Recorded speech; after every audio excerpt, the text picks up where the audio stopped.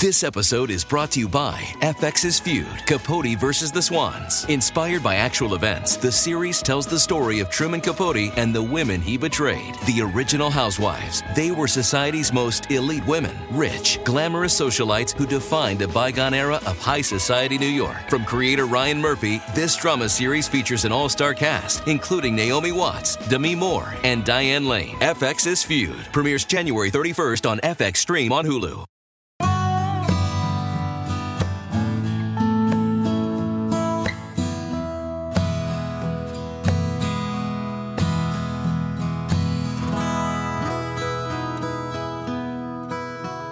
This is Central Texas Living with Ann Harder. Hi, everybody. I'm beginning today's podcast with a quote by the wonderful Max Lucado. He says, "A surprising and welcome discovery of the Bible is this: God uses failures." And my guest today, Olivia SantaCruz, age 45, bringing her story of good choices and some bad ones in the hopes of helping others avoid her mistakes. It's an honor to have you. It's nice to be here. And you go by Liv. Yes, Olivia. Liv. Beautiful name. Thank you. Before we get into your background, let's deal with your most recent history first. And you've been released from Texas Department of Criminal Justice. Yes, ma'am. The Marlin, Lockhart unit in Marlin. Yes. But rather than coming out bitter and hard, you tell me you see your time in prison as a positive thing. So let's talk about that. Yes, ma'am. It was. I thought it was a time of reflection. I did go in probably bitter, angry, but it was a time I felt God used me to sit still. Let's evaluate your past. Let's. It was a one-on-one session with my higher power, my God. And So how long were you sentenced? I was sentenced for 4 years, but I did a year and a half. Okay. And then I got with the pre-release, the female cognitive pre-release program. Right. And that's how you met Mia Thomas, who's Yes, been ma'am. a guest on this podcast. Yes, she's a very good in fact, person. She's the one that said you were interested in telling your story. Yes. And I said, great.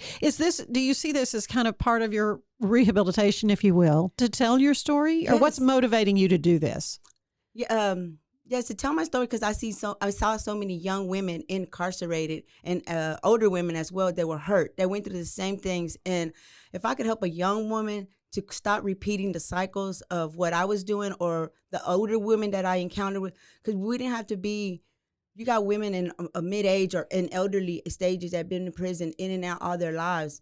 And the question is, at what age did you get incarcerated? Like, I'm 45 and I just got here. And why would I come back to something like this? And I don't want to jeopardize my freedom. And I lost a lot during incarceration. I lost my friends, my family, material things, my business. And right now I'm at rock bottom. I'm at brand new. But you know what, Ann? The only way you can go when you're at the bottom is to the top. Amen. All right. Well, and of course, you have probably one of the most ironic stories I've ever heard. And that's that back years ago, you kind of went off the rails, but then got your life back on track. You served a probationary period, good long 10-year probation, right? For what? It was unauthorized use of a motor vehicle. Okay. When I was like 17 and I got pregnant, and I made some unhealthy choices at the time. Right. But then you got your life back on track, and in fact, you were a correction officer. You were in the Lockhart unit. I was at the Mart unit. You were there as an employee, and then years later you find yourself a prisoner. That's right. At Marlin unit, I got training there when I was a Mart, but I worked for the Mart Texas Youth Commission. Yeah. And it was very ironic to be back where I started as a correction officer. I was like, oh, great. This is a full circle. But I felt it as in a pretty bad way. But really, I got to see the aspects of the whole justice system as an inmate, as a correction officer, and even as a wife that I was I was married to my husband for 10 years while he was in prison. We associated with each other for 15 years. Then the last relation I was with, he was incarcerated. So, and then I had friends. So I knew now how to be a supporter, a family member who had to be there. It was just different. If you don't have a voice out here as an inmate, you are nothing, because you have so many needs in prison, and your family support is very important. Positive support is very important. Whoever you stay in contact while you're incarcerated, it's very important because that's how I stayed. When I came out, I was ready. I'm ready to do all these things because I stayed in contact with positive people, like I mentioned before with Kathy Wise. Yeah, let's talk about your mentor. This is somebody that you've known for many years who's kind of walked alongside you and provided that conscience. I don't know. Yeah. How would you say her mentorship, what that's meant to you? It's meant a great deal because it kept me sane. You know, she told me the things I didn't want to hear but need to hear, in a loving way. She didn't make me feel crazy or stupid or felt judged. I could be myself, and it was okay. You know, it was okay for me to be honest, and she was going to respond in a loving way, not harshly, not discriminating against me in any form or fashion. So it was very important that I stayed in contact who was going to be open to listen and guide me in the right way and encourage me. It had to have been heartbreaking, though, for her to have known you for so many years, and then you begin making these bad choices again. Yeah. So what led you to prison this most recent time? What happened? I got pulled over for DWI. Okay. And inside my vehicle, they found a controlled substance, which was some edibles. And that was it. At the time, my mother passed away. I was dealing with some unhealthy relationships in my life as well. I was trying to impress people that probably didn't need to be impressed. And I was probably a pawn in their lives. And it's okay, because at the end of the day, I got to where God needed me to be with him. And everything that was set up that way was meant to be for my good and his greatness. And that's how I see that, you know. To me, that's remarkable that you're able to still be so positive after all this. And as you say, you're starting out from scratch. Yes, ma'am. Right now. So, but I suspect, now let's talk about these relationships. You said you had some unhealthy ones, and that was with men who yes weren't exactly the best characters. So. No, they weren't. Well, do you want to start with my father or my brothers? Well, wherever you want to start. Well, you know, I never really had a relationship with my father. You know, as I yearned as a young woman to be close to her father, I wasn't raised with my family. I wanted that father and mother love so bad, but I looked for it elsewhere. My father betrayed me at a adolescent, you know, where this is the man that protects me, violates me. And so that's a trust that's broken. And then I feel as I grew, I kept looking for that man in my life to protect me, to teach me, to help me, to guide me. And yeah, I chose the wrong type of men. And I want to say the one of the men did educate me more. You got to get help. You got to get help. He recognized some things in me that I needed to be addressed. And that's when I started seeking self-help books for myself and going to therapy and stuff. But we were still not compatible. We had our own. He had his own, and I had my own. And we were immature in some ways. And so instead of us sitting down, talking about it and working things out, I chose to just end it and go to a next toxic relationship, which was even worse. Yes, that ended with the domestic assault. Yeah, he just about beat you to death, yeah? Yes, ma'am, he did. And I was in another state, away from everybody. And my not this best friend that I brought with me today, but my other best friend, he's the one that he knew about it because I called him like, I need to get out. Once he slapped me that first time, I said, I gotta get out of here. Called my kids and, okay, we're gonna get you a plane ticket. Just come on, just get out.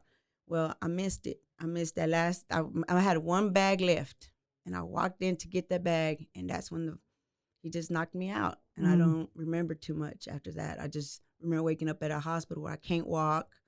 I'm angry. I'm very just mad. I'm mad that this happened to me. Why did you do? And then the gaslighting effect where he's telling me it wasn't that bad. I love you.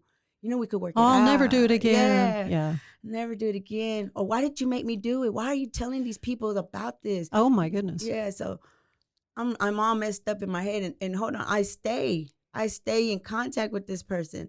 So that tore my kids apart. Okay, let's talk about your boys. You have two sons. Yes. They're grown now, Yes. 26, 25 now. Yes, ma'am. Their dad is... Their dad is he was an immigrant from Mexico. Okay. He was my first husband. Okay. And he he and I had some domestic violence in the beginning as well. He's 5 years older than I am. We had a very lack of communication. And then at that time, I was dealing with my suicide attempts, my depression, my anger, things from my father because of what my father did. And so I did not know how to vent or look for help. That's how that came about. But until I got with the people of, with Kathy Mission Waco, and they connected me with the right people to get like, you know what, we believe in you, we want to help you, and that's how it was. And I got involved with them, and that was a very positive thing in my life. And that my children even still bring back. You need to get back to church, Mom. You need to go back to Waco. And I'm like, Waco, really? So they have fond memories, I guess, of what Mission Waco meant in their lives too, huh? Yes, they did the street camps. They went to church. We got to feed the homeless. We did Christmas on the hay bale, right around the neighborhood, singing Christmas carols. They loved it. Jimmy Doro was so funny with the boys, and they had positive influence in their Fernando Arroyo. He was like their big brother who guided them, and he was a good male. These were positive male figures they needed. That they needed in their lives. So they're okay, right? Yes. They live in the Dallas area, right? Yes, they live in the Fort Worth, Dallas area. My oldest son is studying to be a clinologist. He's trying to be like a sports doctor, and he's studying his undergrad right now at the UTA campus. And I know he's trying to probably go to his grad school here in Baylor. So, because Baylor's home, I don't care what. Sure, yeah. And I'm very proud of him. My youngest son I know he was trying to do a master electrician, and so he's more of an engineer type. He likes to put things together, but so they're living productive lives, successful lives. Never done anything that I've done. Well, I think you told me that you wanted them to grow up to be the men that you wished you'd had in your life. Yes, ma'am. Because so often it's a cycle. That the cycle just they see abuse, they say, and they learn that and think that's normal. Exactly. And that's something I would tell them, when I left their father, because they were still young, and that's how Mission Waco helped me out to get an apartment and just helped me reestablish, went back to college, got my GED, got some college credits, got to travel with Mission Waco. They got to see these positive things. But I would always tell my sons, you don't treat women this way. I'm not going to, but then they're like, why are you being treated this way? Yeah. Why is the woman that I love teaching us not to do these things, but she's being allowed to be, talked bad to? Because some of the things men tells us women, they last longer than the bruises that we have. Yeah, words do. Yeah, they penetrate and they stay. Mm-hmm. So there's times where in the beginning of my mental health recovery, I was just like, I'm not that after all. I'm not, I look a certain way, yes, and I need to be okay with that. If I don't like it, I could change it. Or if I act a certain way, I could retrain. Behavior is taught. So I could relearn certain behaviors, and so I had to learn while in prison. I had to learn to let some things go that I'm not in control. I had to let control go. When you're in a control environment, the first thing you're going to learn is you ain't running nothing. That's right. You ain't running nothing. Yeah, but now you're out. You're, as you say, you're starting fresh. Where do you see yourself going from here? What do you see for yourself, say, in 5 years? 5 years? Oh, 5 years. Oh, and I see myself traveling the world, educating women about being a spokesperson for domestic violence. Yeah. I want to empower women, young children, not just women, but children. Because some of the men that we have were raised by women only. And some of the men are now single dads. So they need to have, some positive training, some positive people in their lives to raise children. It takes a village to raise a child, wherever we're at. So I see myself traveling to be an inspiration to other women. I see people reading my material, my books, I see people inviting me on their shows to speak about not just my life, but bring the people that I've inspired to their shows, and so they could speak about it, and then we could help each other. I see myself networking with people. I'll be off paper in 5 years, so I would like to apply for the presidential pardon, and I want to run for city council. Wow, political aspirations as well. Yeah, I like to be the voice of change, the Right. voice of a new world, and the change of women who've been deprived of so many things that because we allowed it to be. When you know better, you do better, and a lot of people refuse to want to know better. So I can't even force you to do anything, but I'm just here to encourage you to know that you can do anything. What is the best advice you have to a woman who finds herself in an unhealthy relationship? To be honest with herself. Mm-hmm. You got to be honest that this is unhealthy. We know, men, women, people, we know when we're treated bad. You could lie to me and say, "Oh, my husband treats me very well," but behind closed door, you know the truth. I just need you to be honest with yourself that love isn't harsh words at times. It ain't being physically violent. It ain't keeping secrets. It's not depriving. It's not that. Someone that loves you wants you to enhance your life. It wants you to be advanced. Wants you to go to college. Wants you to be successful because y'all will both be successful. Have proper communication. Have a positive network outside your community, outside yourself. Look for help. Seek help. There's people that been in your shoes that can understand you and help you get away. I would like for you to get away, but some of us still stay, and that's hard. Yeah, well, some find that they think that's their only chance. Yeah. That's their only option. That's not true. Yeah, and that's a lie I believed. I can't get nobody better than this. This is the only type of man I'm going to get. This is the only man I deserve. Who else wants me? I remember, my daddy didn't want me. It goes all the way back to these things. Sure. But until you get right and you learn, you seek out help and you get people that tell you, you know what? No, you're the light. They need you before you need them. So. Okay, so you have great hopes for the future. Yes, ma'am. And you have great plans, and you just seem to be such a giving person. You want to give back to others what you've learned the hard way. Yes, ma'am. I want them to keep their freedom. I want them to. Oh, absolutely. That's lesson number 1: stay out of prison. Yes. But yeah, so when what the other thing that strikes me, I guess, in your story is how important it is for the mentors and the support people in your life that didn't turn their back on you.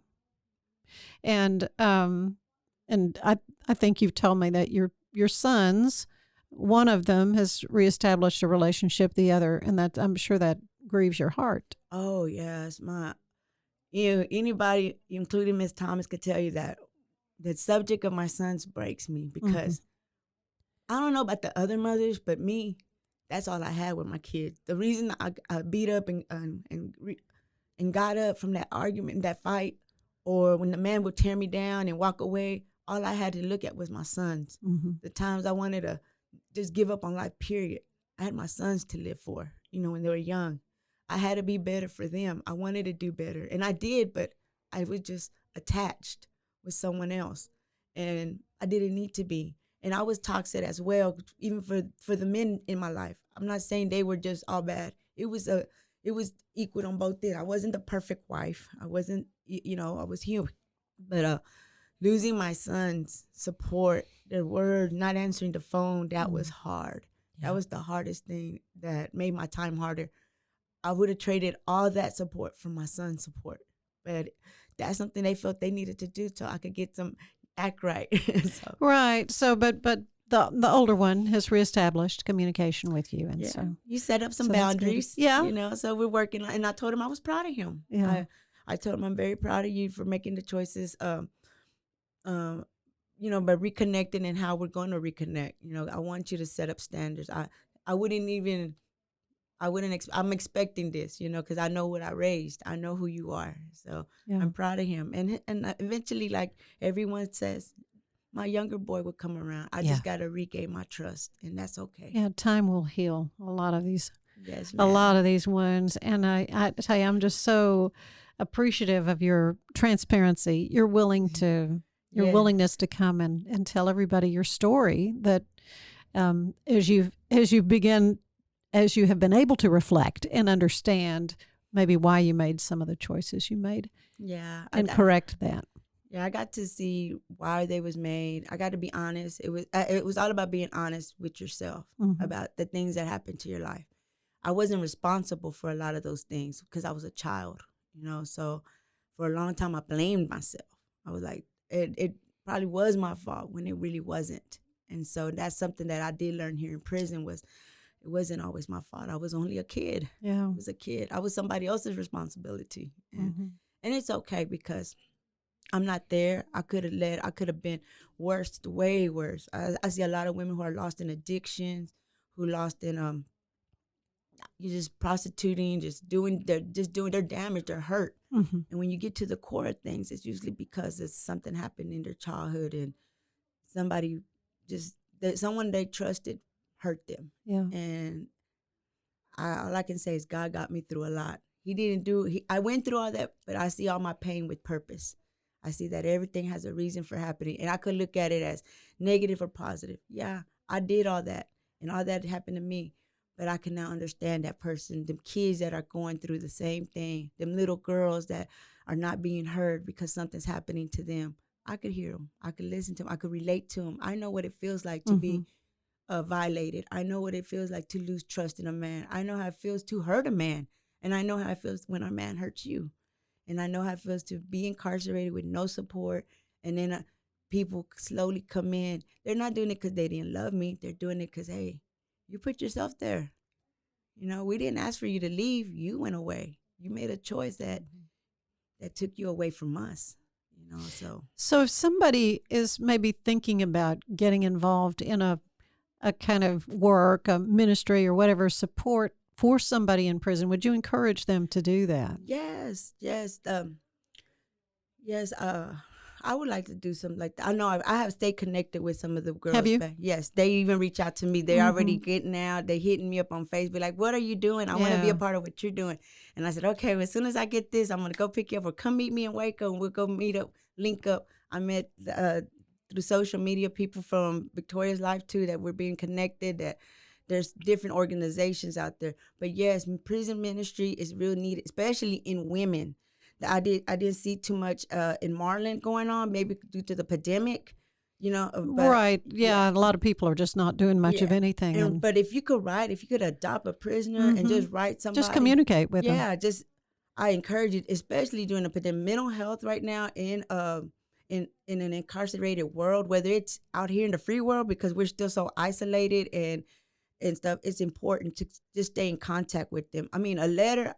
I would get a letter from the person that I probably least expect. It brightened my day up. It just meant the world. Yeah, it meant everything to someone. Writing, people. Now there's people in there who are very privileged. I saw that.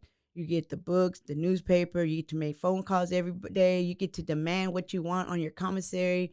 Yeah, you got those girls in there really? Too. Yeah, because they're financially established.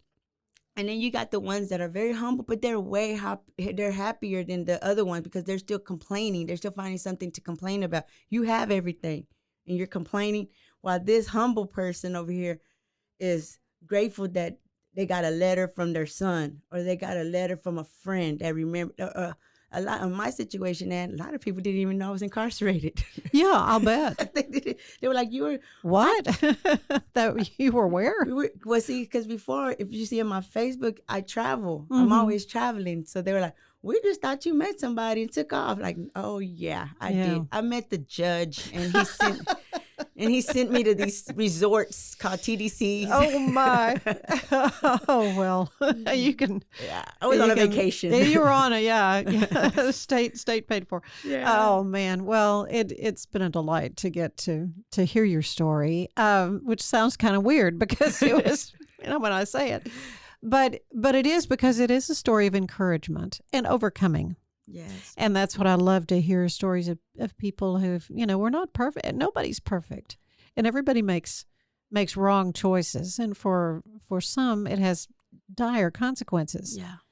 But you've lived to tell the tale, I guess. Right. I guess if there's a cliche in there. Well, I love to end these visits with a questionnaire. It's similar to the one the late, great James Lipton used on Inside the Actor's Studio. And so we'll start off. This is for Liv. Okay.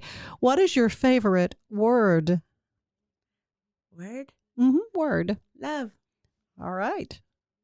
All right. What's your least favorite word? I don't want to say hate, but no. Yeah, no? Yeah. Yeah, no. So what turns you on creatively, spiritually, or emotionally? Young people, because they bring new ideas, they bring new things to the table. So I like to see that creativity is in young, and I'm talking about young people. I see little kids already being entrepreneurs and they're thinking positive. So that I love that. That inspires me a lot. So what turns you off creatively or spiritually or emotionally? The lack of desire. They don't. I don't want to say lazy, but yeah, they don't want to do it. People always have an excuse not to try. Not even to try, because I believe everybody has some creativity. You may think it's off the wall, but it's not. Just do it. That's all I want you to do, is to do it. What sound do you love the most? Water. Yeah, a lot of my guests have said that. I love the sound of water. Yeah. It's calming. I don't know why that is. I guess it is. It's calming. It's soothing. It's peaceful. Even rough water, you could tell when the water's angry. Like when I'm like in a sound thing. Yeah, or an angry sea or something like that. It's still, to me, still relaxing. Like, okay, the sea is mad. Okay, that's like me. I'm a mad person, but it's still calm. It's water. What is your least favorite sound? Oh man, my favorite sound is gonna be the one I produce. Yelling. I'm always loud. My kids always tell me, "Mom, why you always gotta?" I'm like, I'm not loud. I'm not yelling. I'm talking loud. Even my ex would probably say that. Why you always yelling? I'm not yelling. I'm a loud person. You've kind of told me what your aspirations are, what you want to do. So this is sort of the same thing. What profession would you like to try? Oh, man. Or would have liked to try. Maybe what did you want to be when you were a little girl kind of thing? Okay. When I told my pre-release class, cognitive class in Marlin was, I wanted to have my own talk show. Well, okay. I wanted to have look where I'm at. And here you are. It's not mine, but I'm here. But yeah, I wanted to be like a talk host, to do interviews, talk to people, just to bring people and educate the world about the changes, like what you're doing. It's pretty rewarding, I'll tell you, for sure. What do you know you would not want to do professionally? I don't want to be a doctor. I don't want to. I would probably messed it up. I'm more of a talkative, emotional. I could do maybe psychology, behavior science, something like that. Oh yeah, but not a doctor. Not me. Okay. The blood and all that stuff. Yeah, a little squeamish. I wouldn't be the one. Right. Afraid. Well, last question. What do you want to hear God say to you as you arrive at the pearly gates? You made it. You did it, girl. You made it. I'm proud of you. That's it. Amen. Oh, Olivia SantaCruz, it's been wonderful to talk to you. Thank you. It's nice being here, Ann. You're my hero. You're sweet. You're sweet. Thank you. Central Texas Living is part of the Rogue Media Network family. Be sure to check out their other shows at roguemedianetwork.com. Please rate us 5 stars on iTunes and anywhere else you get your podcasts. Join us again soon for more Central Texas Living, the podcast.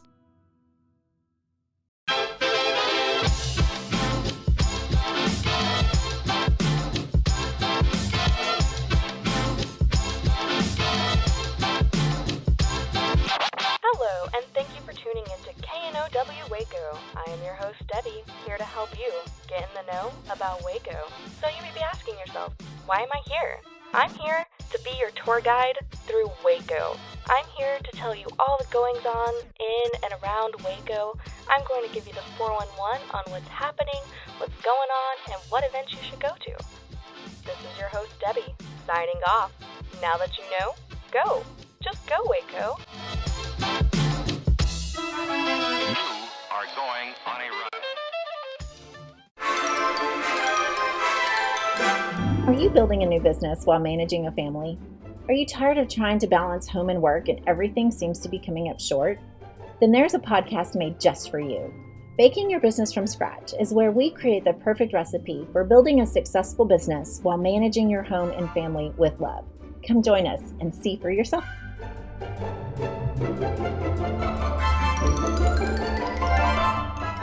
This has been Rogue Media Network Podcast.